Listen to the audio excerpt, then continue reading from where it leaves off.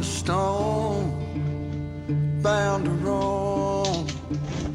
Come the morning, or I'll be gone.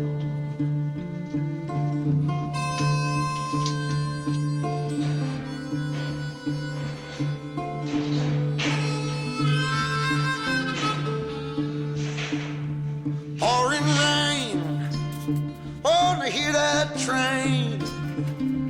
There she comes. Won't you get on? Won't you get on?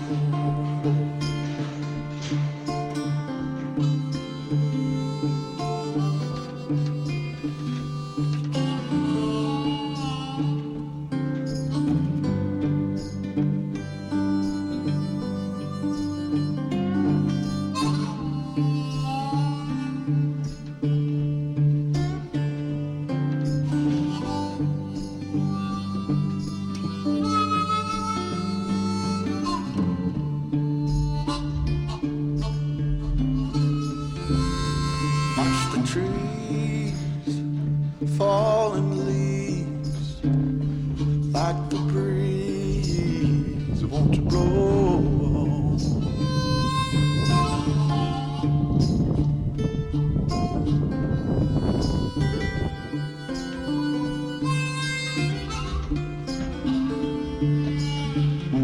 Take a sip, I'ma pack my grip.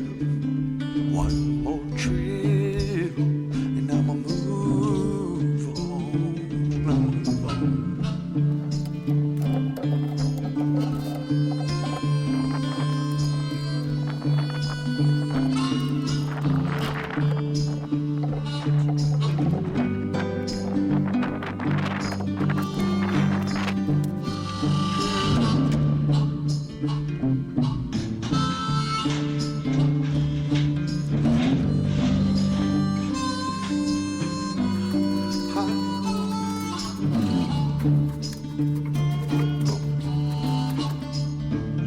Across the track, don't look back.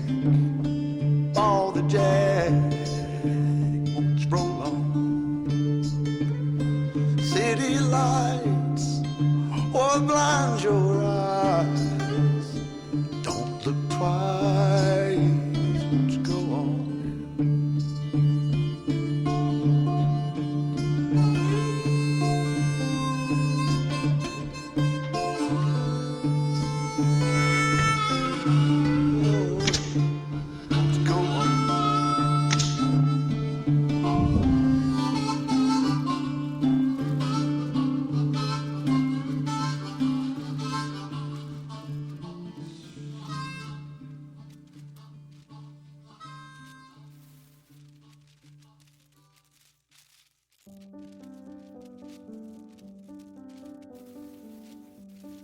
This video is sponsored by Ariat.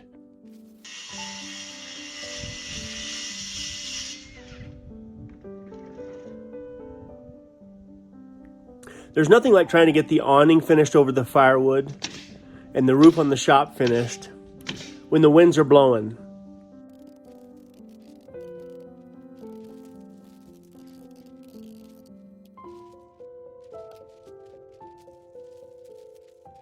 My first real reckoning with the wind happened in Snowflake, Arizona.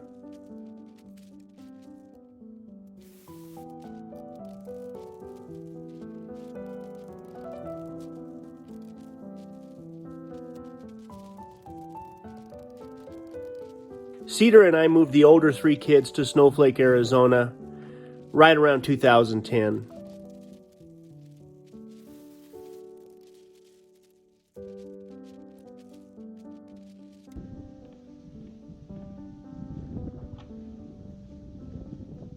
It didn't take me long to figure out what real wind actually was.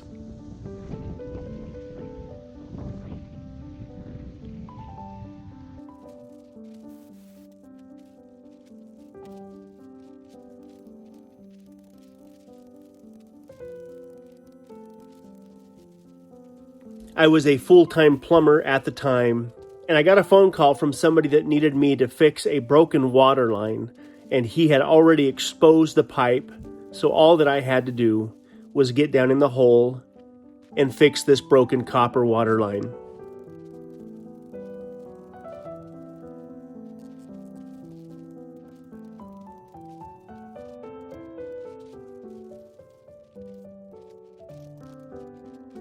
When I showed up on the job and met this man for the first time, he was wearing swimming goggles. Literally the same swimming goggles you would wear if you were swimming laps at the local pool. And obviously I thought he looked funny.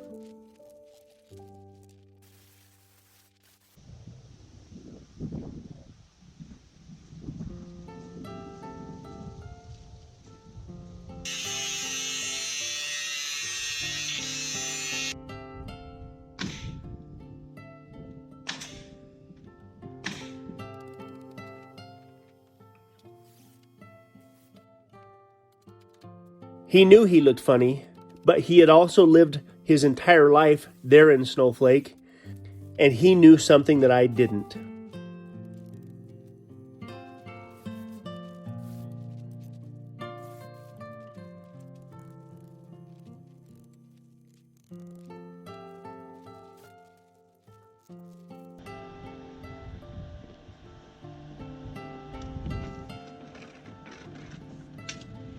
It was blowing north of 50 miles an hour that day. And when I got down in that hole that was about 4 feet deep, 4 feet wide, to fix that water line, I realized my sunglasses were almost pointless.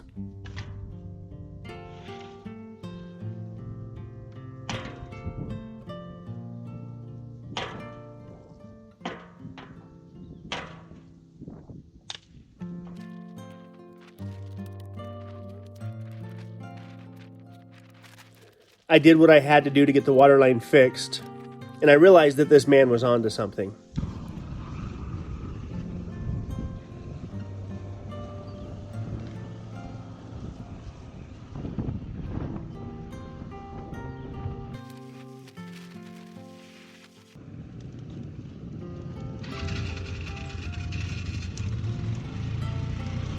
That first year, as we got settled in that little community, I would drive around and recognize that every tree in that town leaned to the north.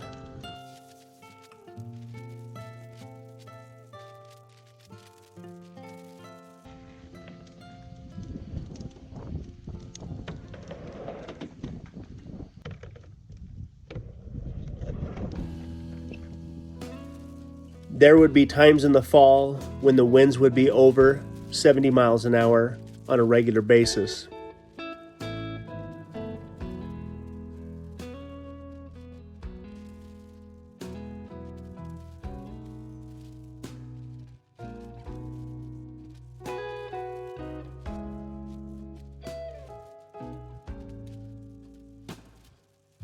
I can remember driving from Snowflake to Show Low, Arizona, in the box fan that I used for my plumbing truck, and I had the gas pedal all the way on the floor, and I could only get the truck going about 45 miles an hour because I was driving into that wind.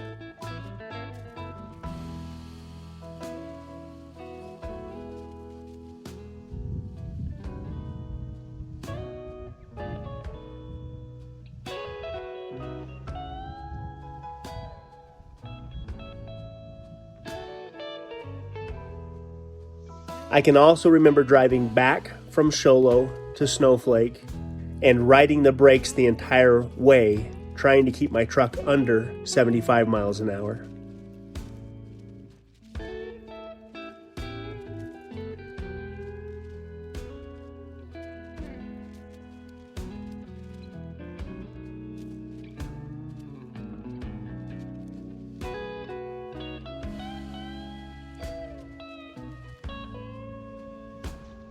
My grandmother lived in Snowflake until she was about 21 years of age.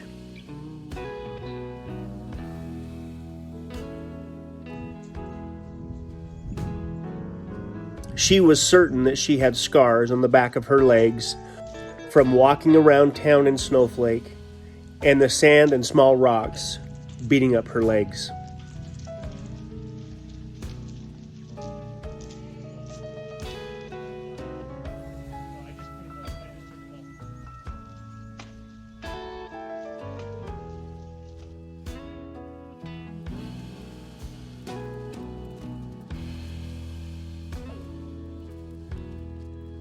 It took some getting used to, and we lived there in Snowflake for about 8 years.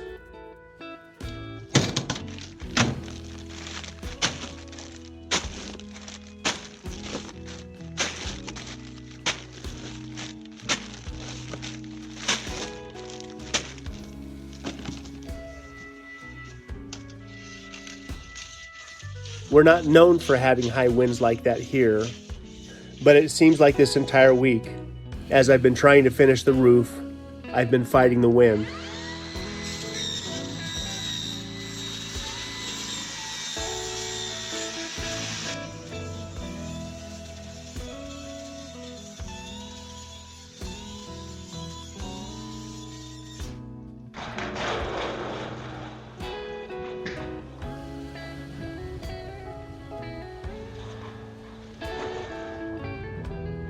In our little valley here where our house is located, the winds typically come from the same direction.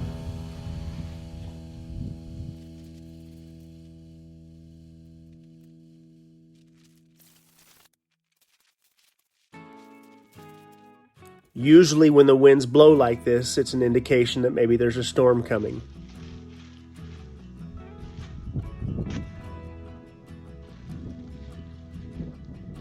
What I see on the horizon as far as the weather's concerned is the temperature dropping more than anything.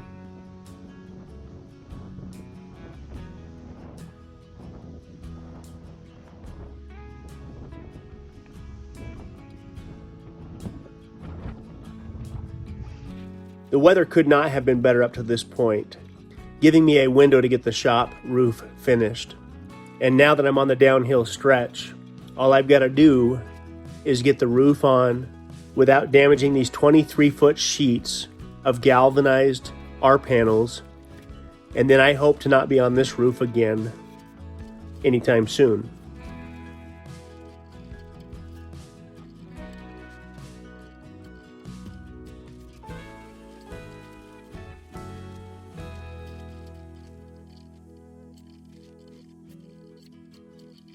I went down to a local wholesaler and I was able to find the galvanized R panels that I thought I was going to have to wait quite a bit longer for.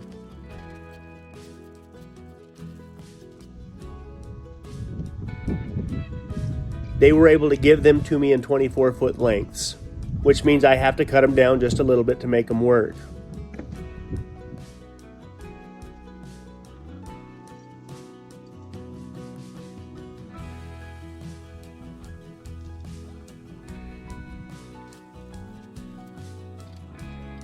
They had all different options as far as colors were concerned, but my goal was to have something that would match the house.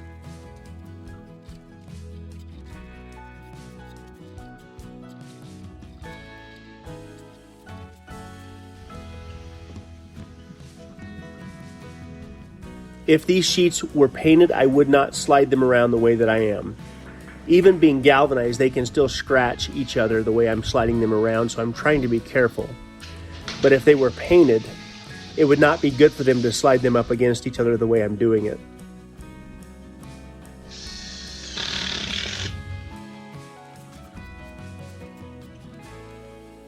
These sheets of tin have a 40-year warranty.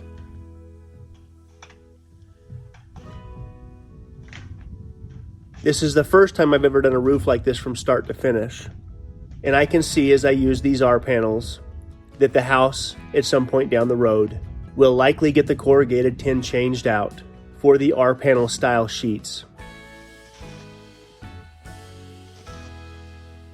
The way this gets screwed down, these sheets will not leak.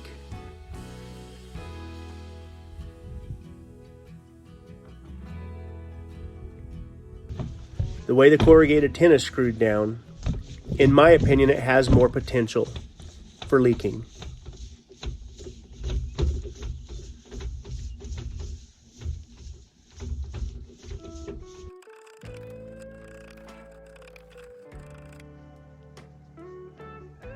When I bought all the tin and the screws, the sales lady tried to tell me that I needed to have a screw every square foot.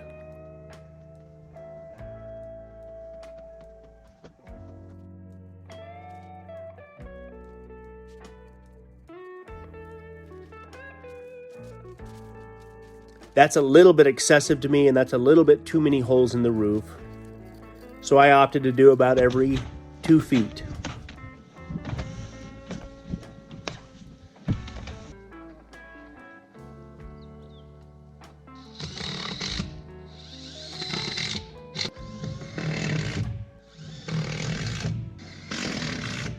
The galvanized tin has an oil residue on it from the manufacturer.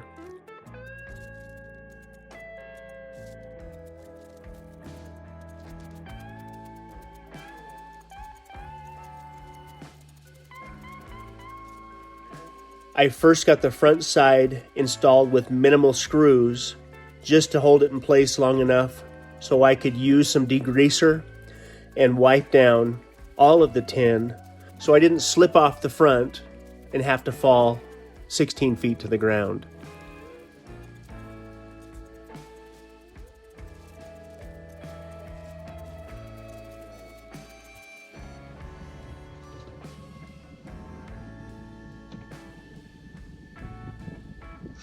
It's a basic degreaser, and as soon as I got that done, I was no longer at risk for slipping and falling, even though I did use my trusty ratchet straps for something to hang on to.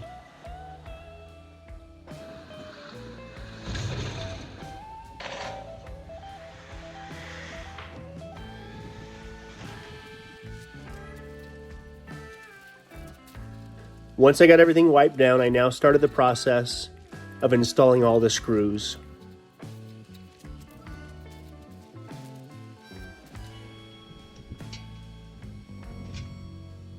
Unlike the corrugated tin, the screws go in the valley with the R panel.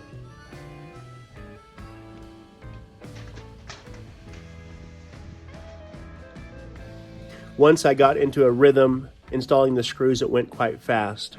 Every place where 2 sheets comes together also gets a short screw, ensuring that in high winds, the sheets will not peel apart.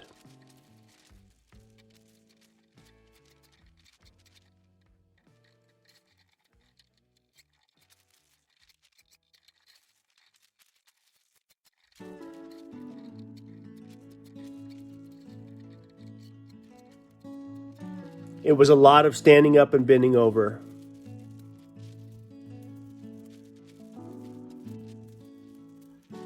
By the time I got the front side all screwed off, I could tell I was going to be sore the next day, but it was a good kind of sore.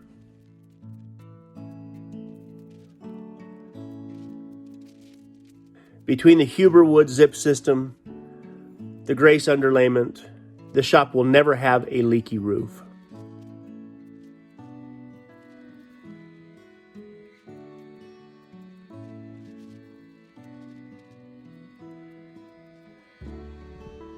The cost to do the shop and the awning over the firewood was right around $2,500 just for the sheeting.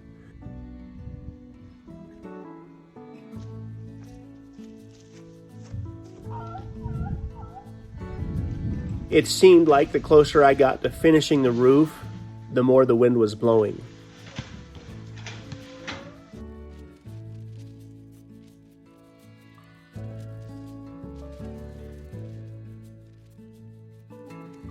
As you saw in the beginning, the wind was blowing hard enough to nearly knock my camera off the roof.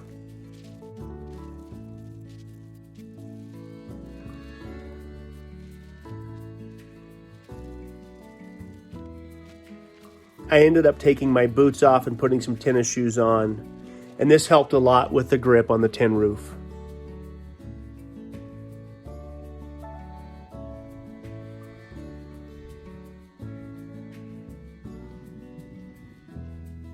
The awning over the firewood has grown on me.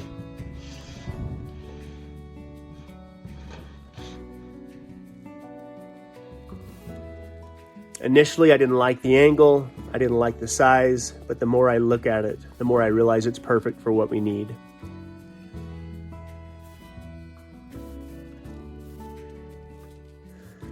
At some point in the near future, I'll pick up some light gray spray paint and I'll paint the beams so they don't stick out so much. And now we no longer have to worry about whether or not our firewood is dry.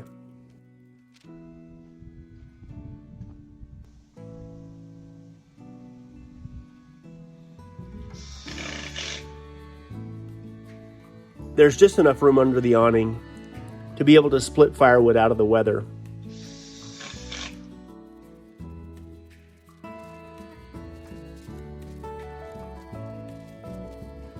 I've got my eye on a hydraulic log splitter that I need to add to our routine very soon.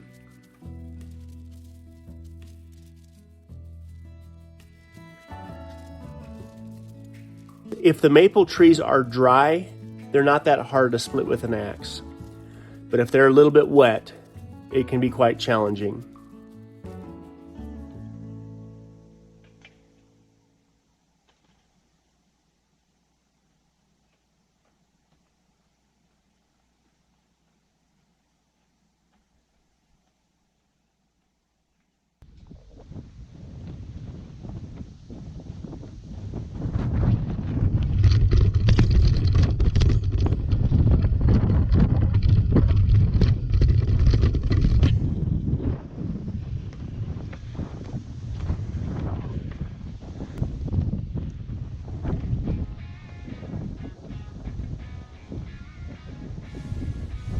As much as I enjoy chopping wood, fighting a green chunk of maple ends up being a waste of time.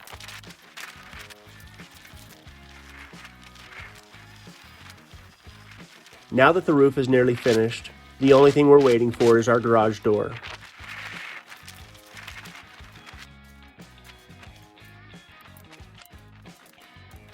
We are now at their mercy until it shows up.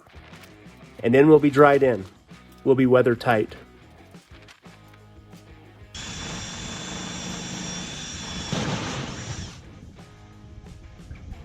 The next major steps will be insulation and electrical inside the shop.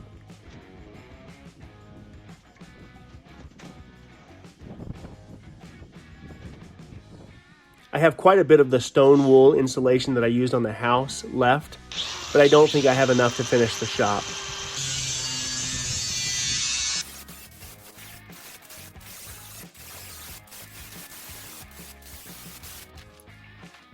My plan is to use that stone wool in the area where we will relocate our solar system, the batteries, the inverter, etc.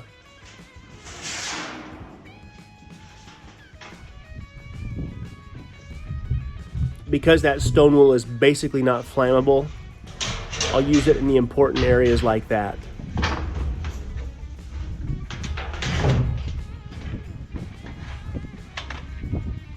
The rest of the shop, I haven't decided what I'm going to use yet for insulation.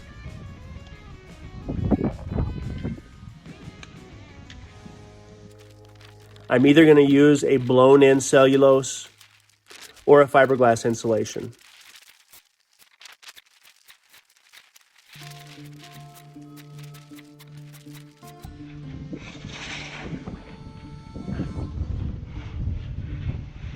The chimney is now ready for a wood-burning stove.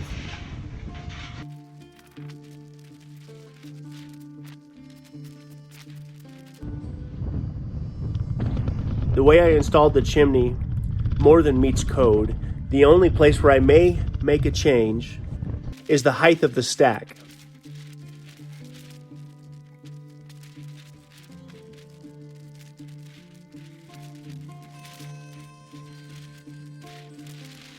Typically, you want to have your chimney at least as high as the pitch of the roof.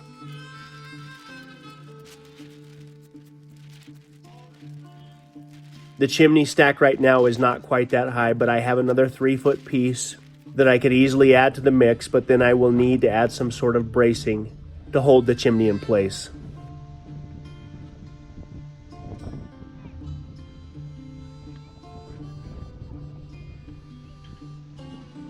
The ridge cap finishes everything off, makes everything look clean.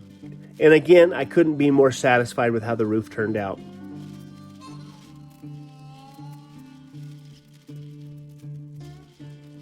My back will be sore for a couple of days from putting all the screws in, but we're good to go for a long, long time. But the next person that replaces this roof won't be me.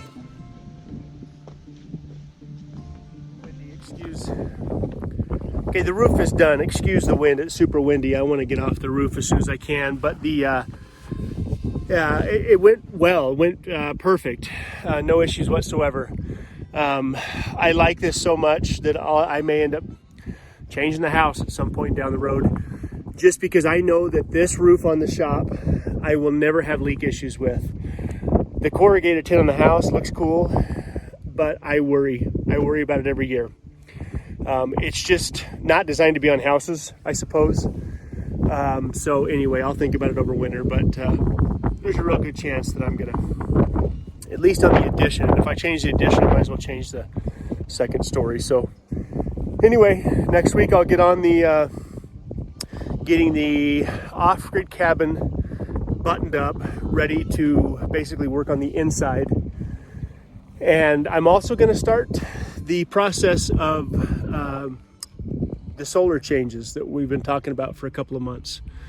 I've got to do some preliminary stuff while the weather's still halfway nice to ensure that we can make the changes to our solar system that we anticipate doing in the hopefully coming weeks.